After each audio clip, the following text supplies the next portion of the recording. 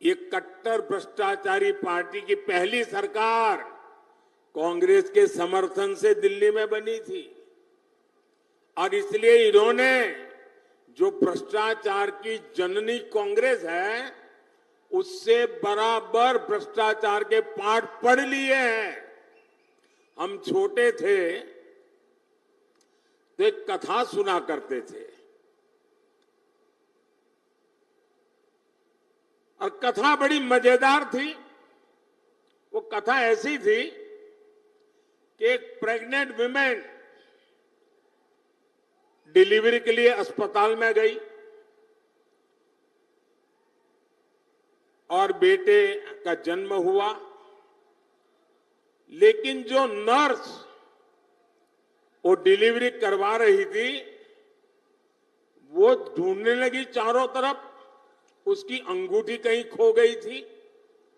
वो रोने लगी, अरे मेरी अंगूठी कहां गई, अंगूठी कहां गई।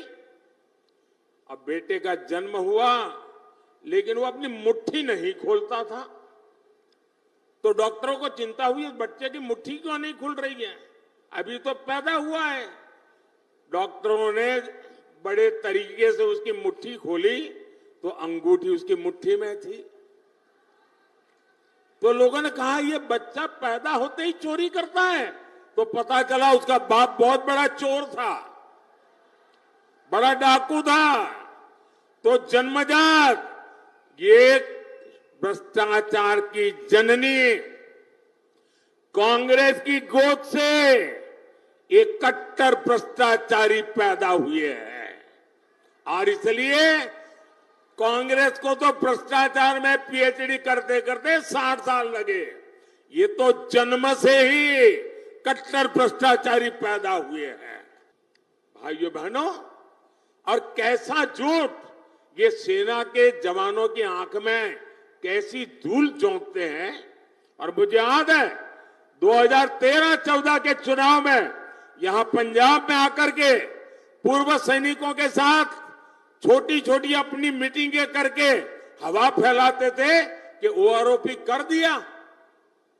कैसी बेईमानी की, जरा मैं, पंजाब तो पूर्व सैनिकों की धरती है, हिमाचल पूर्व सैनिकों की धरती है, मैं जरा बताना चाहता हूं इन्होंने क्या किया।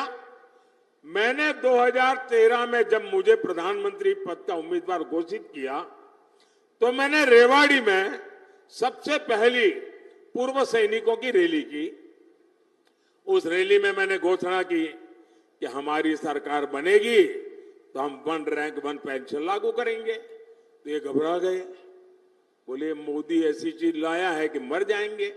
तो इन्होंने क्या किया, आनन फानन में 500 करोड़ रुपया रख करके बोल दिया कि ओआरओपी लागू। ऐसा झूठ आप देखिए, जब मैंने इसको लागू किया 1.25 लाख करोड़ रुपया पूर्व सैनिकों के खाते में जमा किए, 1.25 लाख करोड़ रुपया तब ओआरओपी हुआ है। ये 500 करोड़ में खेल खेलते थे। यानी कितना झूठ बोलते हैं ये लोग। भाइयों बहनों, मोदी का लक्ष्य भारत की सेनाओं को सबसे ज्यादा आधुनिक बनाना है, सबसे ज्यादा सामर्थ्यवान बनाना है, सच्चे अर्थ में आत्मनिर्भर बनाना है। लेकिन मोदी के इस अभियान से इंडी वालों की काली कमाई के रास्ते बंद होते हैं, इसलिए ये मोदी पर अपना गुस्सा निकाल रहे हैं। और भाइयों बहनों, साफ है, सेना बनती है तो हमें हर चीज में ध्यान रखना होता है कि मुकाबला किससे करना है। लड़ाई होगी तो किसके साथ होगी, युद्ध होगा तो किसके साथ का होगा, उसकी ताकत क्या है, उस हिसाब से हमारी की सेना को तैयार करना होता है। सिर्फ 26 जनवरी में परेड के लिए सेनाएं तैयार नहीं की जाती है, सेना लड़ाई के लिए तैयार की जाती है, दुश्मन के दांत खट्टे करने के लिए तैयार की जाती है, मां भारती की रक्षा के लिए तैयार की जाती है। लेकिन इन्होंने सेना को भी राजनीति का हथियार बना दिया है। इससे बड़ा पाप कोई नहीं कर सकता है। और मैं इंडिया अलायंस वालों को कह रहा हूं, मैं चुप बैठा हूं, इसका मतलब ये समझिए, गलती मत कीजिए मोदी को समझने की। अगर मोदी जिस दिन मुंह खोलेगा, तुम्हारी 7 पीढ़ी के पाप निकाल करके रख दूंगा।